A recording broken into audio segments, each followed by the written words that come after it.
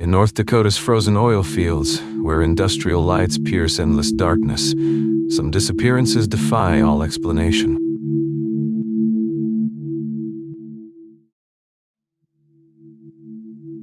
At 11:47 p.m. on February 14, 2019, Marcus Webb clocked in for his midnight patrol shift at Pipeline Station 4737 miles northeast of Keene, North Dakota. The temperature had dropped to minus 18 degrees Fahrenheit, with a wind chill that made the air feel like minus 40.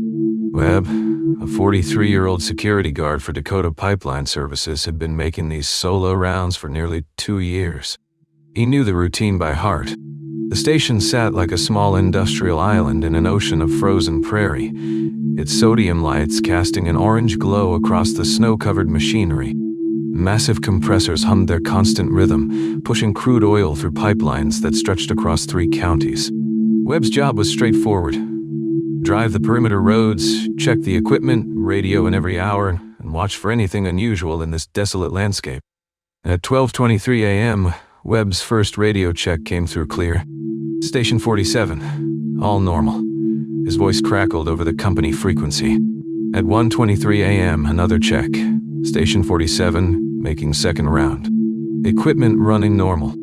His supervisor, Rick Holman, monitoring from the central dispatch office 40 miles away, noted the routine transmissions in the logbook. Then, at 1:47 a.m., Webb's radio went silent. When the 2:30 check-in failed to come through, Holman tried to raise Webb on the radio. No response. Company protocol required hourly contact, and Webb had never missed a check-in during his entire tenure. Holman waited 15 more minutes, then dispatched a second security patrol to Station 47. What they found defied explanation.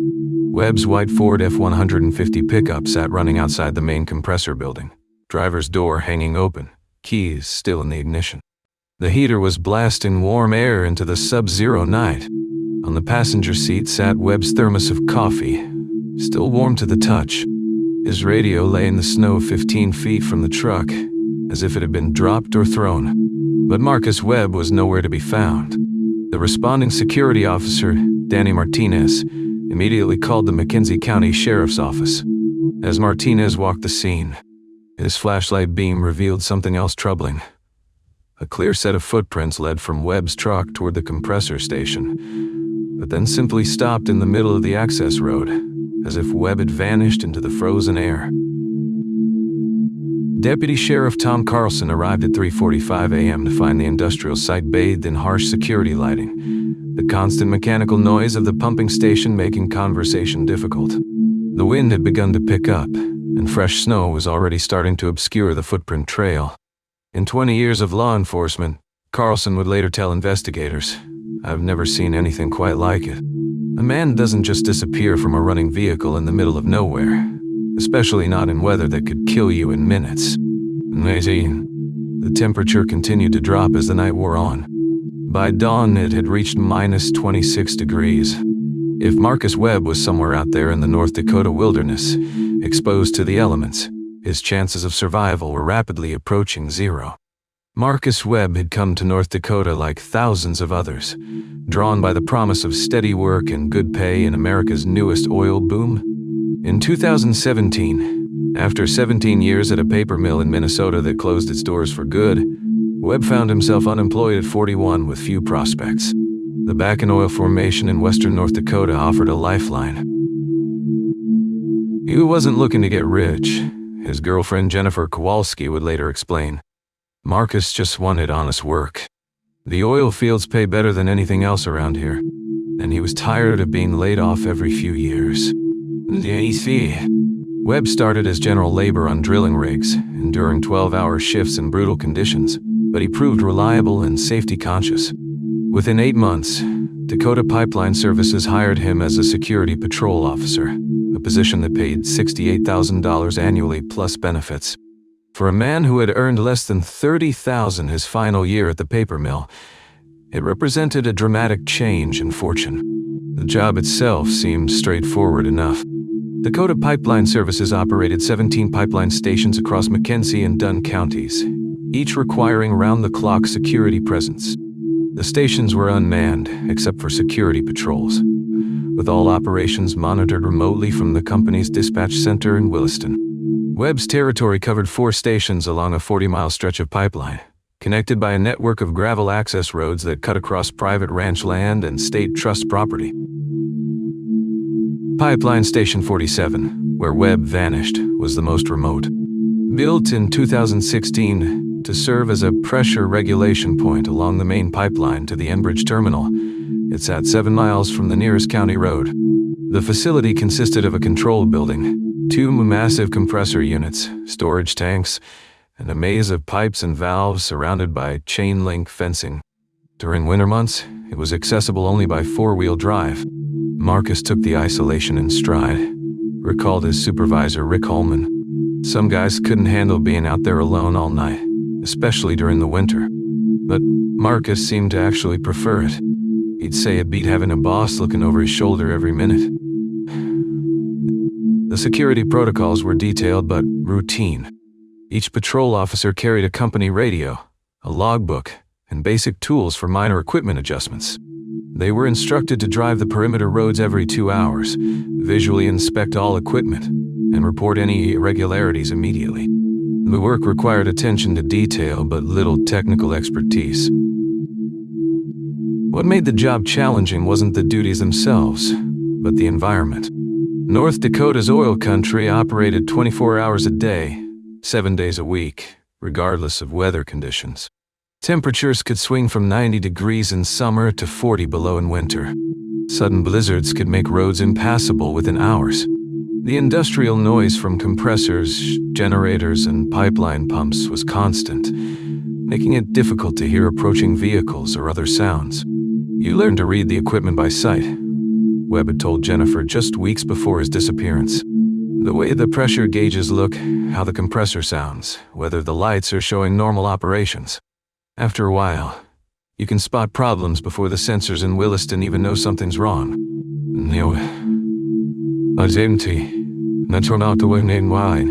Webb had adapted well to the demanding schedule.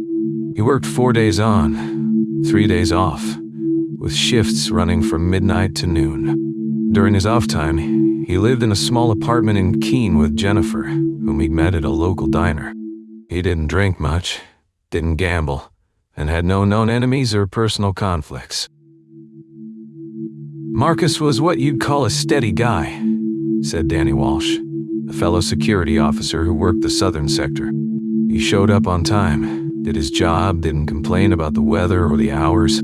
In this business, that makes you pretty valuable. And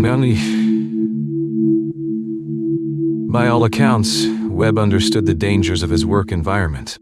The oil fields had claimed several lives in the 2 years since he'd arrived.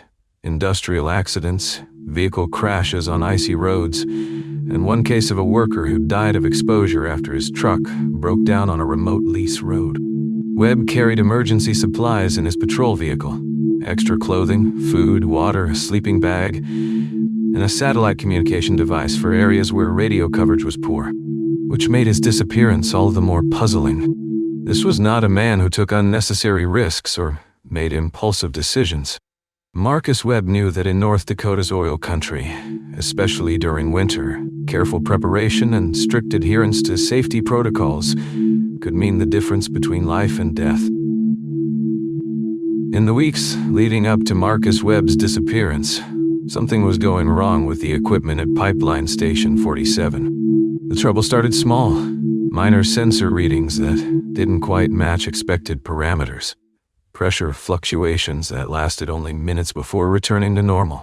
But by early February 2019, the problems were becoming impossible to ignore. Rick Holman, Webb's supervisor, first noticed the pattern while reviewing monthly maintenance reports in late January. Station 47 was generating significantly more equipment alerts than the other facilities in Webb's patrol area. At first, I thought it might just be the extreme cold, Holman later told investigators. These systems aren't designed for the kind of temperatures we were seeing that winter. -30, -40 degrees for days at a time. The alerts were puzzling rather than alarming. Pressure sensors would spike for a few minutes, then return to normal readings. Flow meters would register interruptions that lasted only seconds. Most troubling were the temperature sensors throughout the facility, which would occasionally report readings that made no technical sense. Sensors showing vastly different temperatures despite being located only feet apart. Webb's handwritten patrol logs, recovered from his truck after his disappearance, tell the story of his growing frustration with the equipment malfunctions. On January 28th, he wrote, "Compressor 2, showing pressure spike at 347 hours. Checked all visible connections. No leaks detected. System returned to normal operation at 352. 2 days later, multiple sensor alerts during second patrol. GOGA's reading normal on visual inspection. Radio dispatch, advised to monitor and report any changes." By February 1st, Webb's entries had become more detailed and more concerned. Third night this week with unexplained sensor failures. Equipment appears to be operating normally, but computer systems showing intermittent faults. Recommend comprehensive diagnostic evaluation.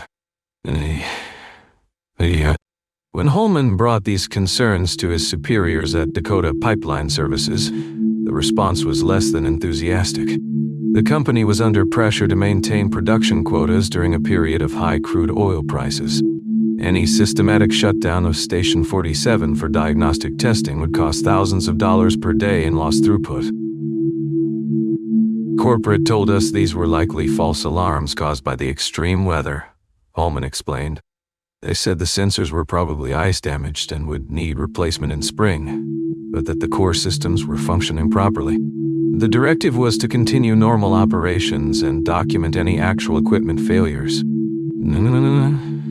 New ID. But Webb wasn't satisfied with that explanation. According to Danny Martinez, the security officer who found Webb's abandoned truck, Webb had been asking increasingly technical questions about the pipeline systems. "Marcus started carrying around this little notebook," Martinez recalled. "He'd write down pressure readings, temperatures, flow rates. Said he was trying to figure out if there was a pattern to the malfunctions." Jennifer Kowalski, Webb's girlfriend, remembered his growing preoccupation with the equipment problems. He'd come home from his shifts and spread out these papers on the kitchen table. His patrol logs, printouts of sensor data he'd gotten from Rick. He was convinced something was seriously wrong out there, but nobody wanted to listen. The situation escalated during the first week of February. On February 6th, Webb reported what he described as a major system anomaly at Station 47. According to his log entry, all monitoring equipment had simultaneously shown critical alerts for approximately 90 seconds before returning to normal operation. When he radioed the incident to dispatch, the response was skeptical. Webb called in saying every gauge on the board was going crazy, remembered dispatch operator Carol Hendricks. "But when we checked our remote monitoring systems, everything looked normal. We figured it was probably a localized electrical problem, maybe ice buildup on the sensor housings." And then, 3 days later, Webb made an unusual request. He asked Holman for permission to bring a camera on his patrol rounds to document the equipment readings during these mysterious malfunctions. The request was denied. Company policy prohibited photography of industrial facilities without specific authorization from corporate security. Marcus wasn't happy about that decision, Holman admitted. He felt like nobody was taking his reports seriously, but there are strict protocols about documentation at these facilities. I couldn't authorize him to start taking pictures without going through proper channels. On February 12th, just 2 days before his disappearance, Webb made his final patrol log entry about the equipment problems. Sensor anomalies continue. Patterns suggest systematic rather than random failures. Recommend immediate technical inspection by qualified personnel. Equipment may not be operating as safely as remote monitoring indicates. That recommendation was never acted upon. By the time company officials decided to schedule a comprehensive diagnostic evaluation of Station 47 systems, Marcus Webb had vanished into the frozen North Dakota night. The search for Marcus Webb began at first light on February 15, 2019. But Mackenzie County Sheriff's deputies quickly realized they were facing challenges unlike anything in their previous experience. The combination of brutal weather, vast terrain, and industrial infrastructure created obstacles that would test every resource at their disposal. Sheriff Dale Hutchinson coordinated the initial response from his office in Watford City, 26 miles southeast of the search area. We were dealing with multiple complications from the start, Hutchinson later explained. The weather was deteriorating rapidly. We had an enormous search area with very limited access, and we were working around active industrial operations that couldn't be shut down. By 8:00 a.m., the temperature had dropped to minus 28 degrees, with winds gusting up to 35 miles per hour.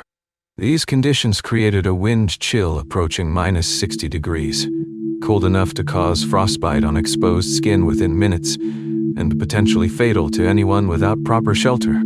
The search area itself presented logistical nightmares. Station 47 sat in the center of a roughly circular zone covering nearly 400 square miles of prairie, pipeline infrastructure, and scattered oil production facilities.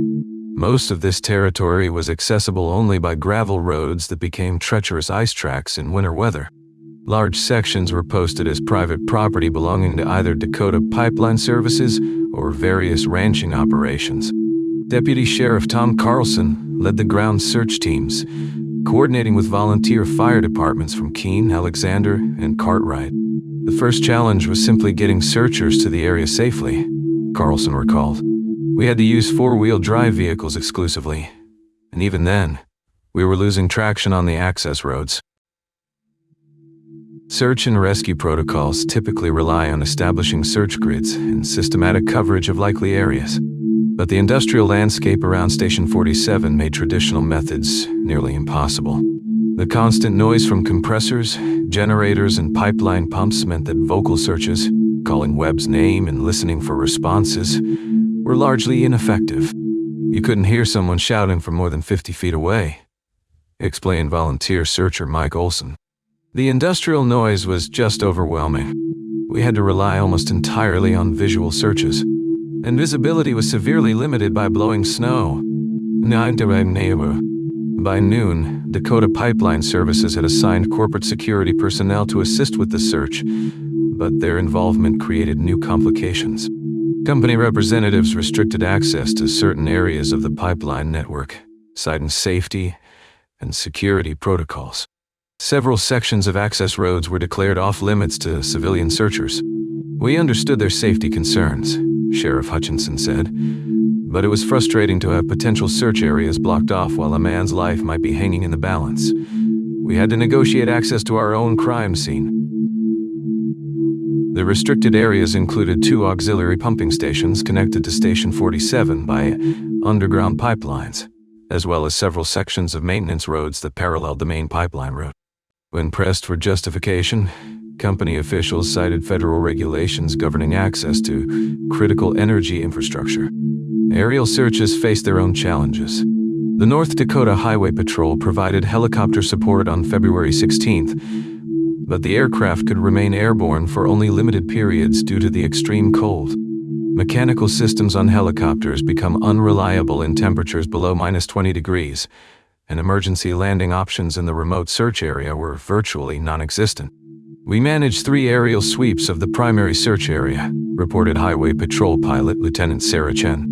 The helicopter performed well, but we were limited to about 40 minutes of flight time per mission. The landscape from the air was just endless, white prairie broken up by industrial sites. If someone was down there, they'd have to be in an open area for us to spot them. Search dogs from the State Police Canine Unit arrived on February 17th, but the extreme cold proved problematic for the animals as well. Dogs' paws can be injured by prolonged exposure to ice and snow, and their scenting ability decreases significantly in very low temperatures. We tried to use the dogs around Webb's truck in the immediate area of Station 47, said Canine Handler Officer Janet Morrison. But after about 20 minutes, we had to bring them inside to warm up.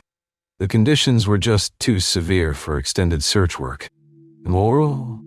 As the search entered its 4th day, a new complication emerged. A winter storm moving in from the northwest threatened to dump another 8 to 12 inches of snow across the search area. Any remaining physical evidence, footprints, clothing, or other traces of Webb's passage would be completely buried. We were racing against time and weather, Deputy Carlson admitted. Every hour that passed reduced our chances of finding meaningful evidence. The fresh snow was going to wipe the slate clean. Despite these obstacles, search teams covered nearly 200 square miles over 6 days. They checked abandoned buildings, culverts, equipment storage areas, and every accessible structure within a 15-mile radius of Station 47. Volunteers logged over 800 man-hours in brutal conditions, and several searchers required medical treatment for cold-related injuries. But as the search was finally suspended on February 21st, Marcus Webb remained missing. In a landscape that seemed to offer no place to hide, an experienced security guard had simply vanished without a trace. Sarah Crowfeather knew the land around McKenzie County better than most. As a water quality monitor for the Fort Berthold Indian Reservation, she had spent the past 3 years documenting changes across the traditional homeland of the Mandan Hidatsa and Arikara Nation. What she found troubled her deeply. On the morning of February 19, 2019, just 5 days after Marcus Webb's disappearance, Crowfeather was conducting her monthly water sampling near Pipeline Station 47. The creek that ran beneath the access road had been crystal clear when she first began monitoring in 2016. Now, a thin film of something oily reflected the winter sun. The water doesn't lie, she would later tell investigators. It tells you what's happening upstream, what's seeping down through the soil, what's being hidden. Her testing equipment registered elevated levels of benzene and other petroleum byproducts. The readings were still within legal limits, but they were climbing steadily. Crowfeather had been tracking a disturbing pattern. Over the past 18 months, she had documented the deaths of 17 white-tailed deer, dozens of cattle, and countless smaller animals within a 3-mile radius of the pipeline stations. The animals showed similar symptoms: disorientation, lesions around the mouth and eyes, and eventually, death. Rancher Tom Erickson had lost 12 head of cattle since Christmas. The veterinarian couldn't determine the cause, but all the animals had been grazing near the pipeline easement. They'd just stand there, Erickson told local authorities. Wouldn't move, wouldn't eat, like they were poisoned from the inside out. Aye. But it wasn't until March that investigators learned about Marcus Webb's growing concerns. His girlfriend, Jennifer Kowalski, had initially been reluctant to speak with authorities. She was a teacher at the elementary school in Keene, and talking about corporate malfeasance in a town dependent on oil revenue required courage. Marcus had been asking questions. She finally told McKenzie County Detective Lisa Hammond during a recorded interview on March 15th. Not at work, he was too smart for that. But at home, he'd show me things. Pictures he'd taken with his phone. The pictures painted a disturbing story. Webb had documented dead cattle along his patrol routes, always near pipeline infrastructure.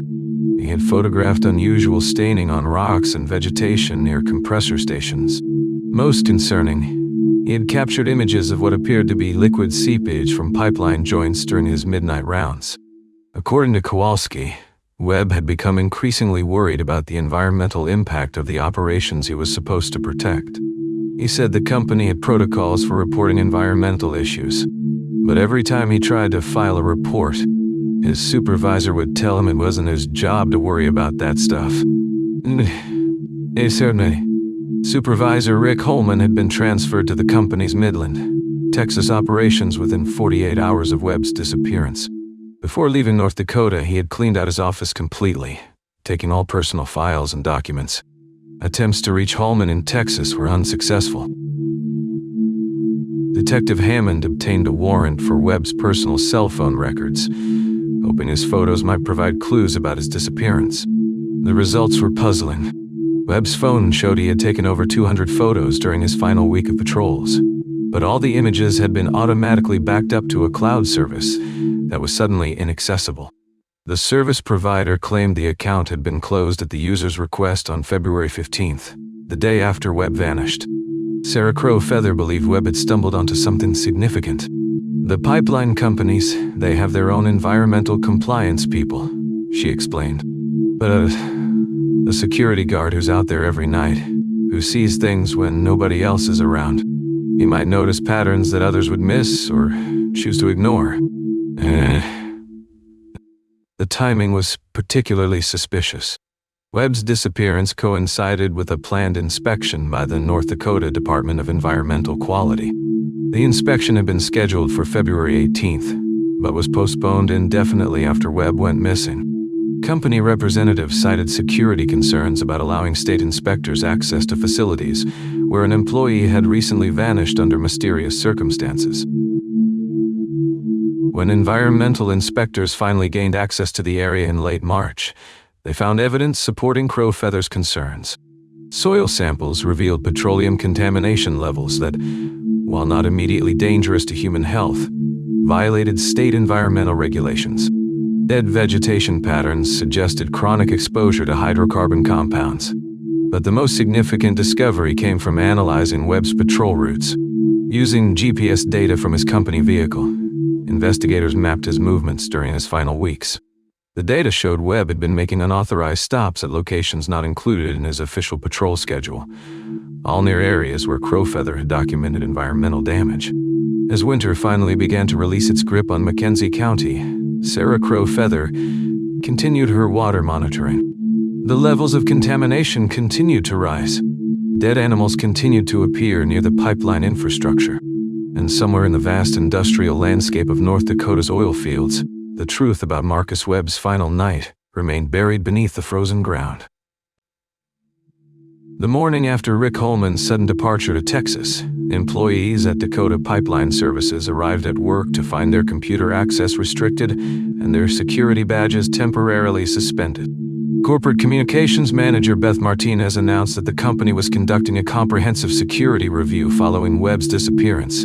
For the safety of all personnel and the integrity of ongoing operations, Martinez stated in a company-wide email dated February 16. Access to certain facilities and systems will be limited while we cooperate fully with law enforcement.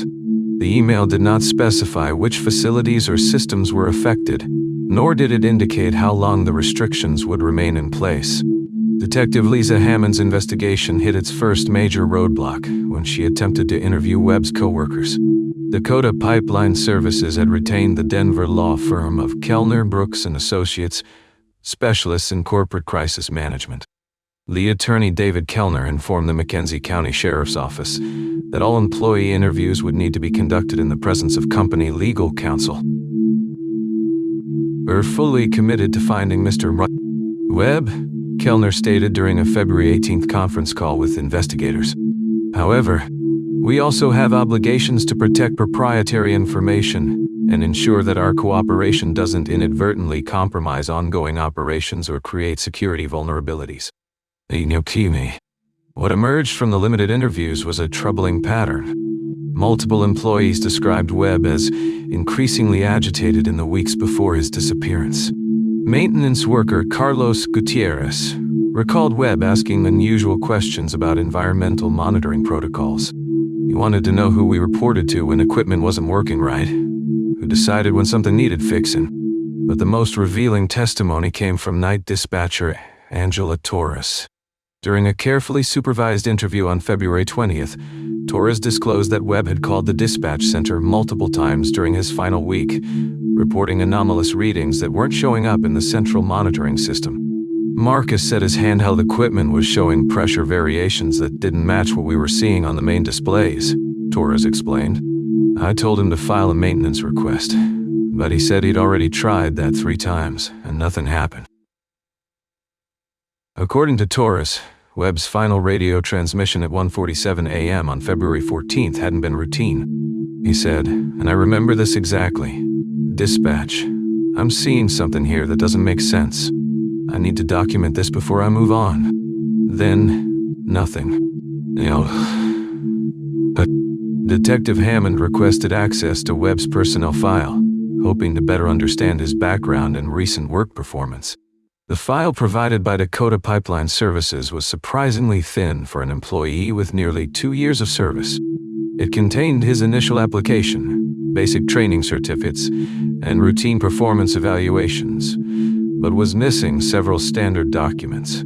There should have been incident reports, maintenance requests filed by the employee, any disciplinary actions or commendations, explained HR consultant Margaret Chen, who reviewed the file at Hammond's request. For someone in a security position, the documentation seems incomplete. When pressed about the missing documents, company representatives claimed they were stored in a separate system that had been temporarily taken offline for security reasons related to the investigation. No timeline was provided for when those records might become available. The most significant breakthrough came from an unexpected source. On March 2nd, an anonymous caller contacted the McKenzie County Sheriff's Office from a payphone at a truck stop in Bismarck. The caller, who spoke with a slight accent that sounded Eastern European, provided specific information about Webb's final night. "Check the maintenance logs for February 13th and 14th, the caller said, according to the official transcript. "Check who authorized emergency maintenance on pipeline section 7 Delta ... Check who deleted the security camera footage from station 47. The answers are there, but not for long." The call lasted less than 90 seconds, and the caller hung up before investigators could ask follow-up questions. Security footage from the truck stop showed a figure in winter clothing and a knit cap using the payphone, but the person was not identifiable. Acting on the tip, Detective Hammond sought a warrant for Dakota Pipeline Services maintenance logs and security footage. The company's legal team fought the warrant request, arguing that the information constituted trade secrets and that releasing it would compromise the security of critical infrastructure. The legal battle lasted 3 weeks. When investigators finally gained access to the requested materials, they found significant gaps. Maintenance logs for February 13th and 14th were incomplete, with several entries showing only coded references that couldn't be interpreted without additional documentation. The security footage from Pipeline Station 47 had been automatically overwritten, according to company technicians, as part of routine data management protocols. "It's convenient," Detective Hammond noted in her case file, "that the specific time period we're interested in happens to be the exact time period where documentation becomes incomplete or unavailable." By late March, the corporate stonewalling had extended beyond Dakota Pipeline Services. The anonymous caller had mentioned emergency maintenance, but no local contractors reported working on pipeline infrastructure during the first week of February. Equipment suppliers had no records of emergency deliveries to the area. Even the truck stop where Marcus Webb had stopped for coffee on his final shift claimed their security cameras had malfunctioned that particular night. A pattern was becoming clear to investigators. Whatever had happened to Marcus Webb, powerful interests wanted it to remain buried. The corporate machinery of lawyers, public relations specialists, and data management teams had mobilized with remarkable efficiency to ensure that key evidence remained just out of reach. As spring arrived in McKenzie County, Detective Hammond continued her investigation, but the trail had grown cold. Corporate silence had proven more effective than North Dakota's brutal winter in concealing the truth about Marcus Webb's disappearance. Spring arrived late in McKenzie County in 2019. The brutal winter that had hampered the initial search for Marcus Webb finally began to loosen its grip in mid-April, revealing a landscape transformed by months of industrial activity and nature's slow reclamation. As the frozen ground thawed, search teams returned to the vast area around Pipeline Station 47. Advanced ground-penetrating radar equipment, unavailable during the winter months, was brought in from Fargo. Cadaver dogs from 3 states participated in a coordinated effort covering over 400 square miles of prairie, pipeline infrastructure, and abandoned farm buildings. The results were both comprehensive and deeply frustrating. Despite nearly 2 months of intensive searching, involving professional search and rescue teams, volunteer groups, and sophisticated technology, no trace of Marcus Webb was found. No clothing, no equipment, no human remains. It was as if he had simply vanished from existence during his routine patrol on that February night. The investigation had drawn the attention of federal authorities by May. The Environmental Protection Agency announced a surprise inspection of pipeline operations throughout McKenzie County, citing concerns raised by tribal environmental monitors. What they discovered validated Sarah Crowfeather's months of documentation. Several pipeline sections showed evidence of chronic low-level leakage, exactly the type of problem that a vigilant security guard might notice during repeated nighttime patrols. Soil samples confirmed petroleum contamination at levels that, while not immediately dangerous to human health, violated federal environmental regulations. But the most significant finding came from EPA investigators' review of maintenance records.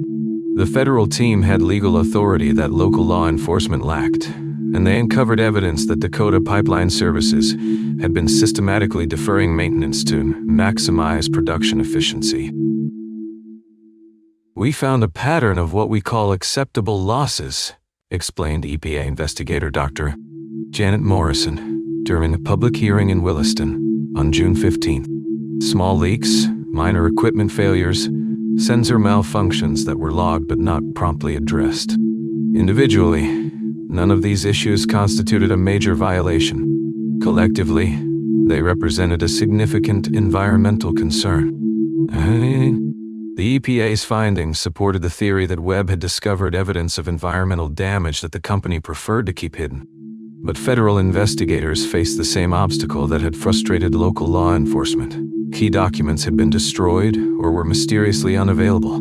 A former Dakota Pipeline Services employee, speaking anonymously to the Williston Herald in July, provided the most detailed account of corporate behavior following Webb's disappearance. The employee, identified only as a longtime operations worker, claimed that company executives had ordered a comprehensive purging of maintenance records and employee communications. They brought in a data management team from Houston, the source revealed. Professional cleaners who knew exactly what to delete and what to keep. They said it was about protecting trade secrets, but we all knew what it was really about. Jennifer Kowalski, Webb's girlfriend, left North Dakota in August 2019. Before departing, she provided a final interview to investigators, describing the subtle intimidation she had experienced since speaking publicly about Webb's environmental concerns. "Phone calls where nobody would speak," she told Detective Hammond. "Cars parked outside my house at night. Nothing overtly threatening, but the message was clear. Stop asking questions." Kowalski relocated to her sister's home in Minnesota, where she declined further media interviews. The official investigation remained open but inactive as 2019 drew to a close. McKenzie County Sheriff Robert Hayes acknowledged the case's unique challenges during a year-end press conference. "We've exhausted conventional investigative techniques," Hayes stated. "We've interviewed dozens of people, searched hundreds of square miles, analyzed every piece of physical evidence available to us. Marcus Webb's disappearance remains unexplained, but that doesn't mean we're giving up." The theory surrounding Webb's fate had crystallized into three primary possibilities. The first suggested an industrial accident. Webb had fallen into machinery, been caught in equipment failure, or suffered some other workplace mishap that the company was covering up to avoid liability. The second theory pointed to environmental whistleblowing gone wrong. Perhaps Webb had been planning to document or expose the pipeline leaks, and had either been silenced by corporate interests or gone into hiding after discovering something too dangerous to report through official channels. The third possibility was the simplest and perhaps most troubling. Marcus Webb had simply walked away from his life, overwhelmed by what he was witnessing and unable to find a way to address it through legitimate means. But questions remained that none of these theories adequately addressed. Why had Webb abandoned his truck with the engine running in sub-zero temperatures? How had someone disappear so completely in an area under constant electronic surveillance? Who had made the anonymous phone call providing specific details about maintenance logs and deleted security footage? As winter returned to McKenzie County in late 2019, new security guards began working the night shifts that Marcus Webb had once patrolled. Several reported the same equipment malfunctions and anomalous readings that had troubled Webb in his final weeks. The industrial landscape continued its relentless operation, extracting oil from deep beneath the prairie, while questions about environmental impact and human cost remained unanswered. Sarah Crow Feather continued her water monitoring, documenting contamination levels that slowly but steadily increased. Dead animals continued to appear near pipeline infrastructure, their deaths unexplained by a veterinary examination. The creek beneath the access road to Station 47 ran with an increasingly visible film of petroleum byproducts. Somewhere in the vast darkness of North Dakota's oil fields, the truth about Marcus Webb's final night remained hidden, buried as deeply as the petroleum that had transformed the land and the lives of everyone who worked above it. The frozen ground had thawed, revealing nothing. The mystery endured,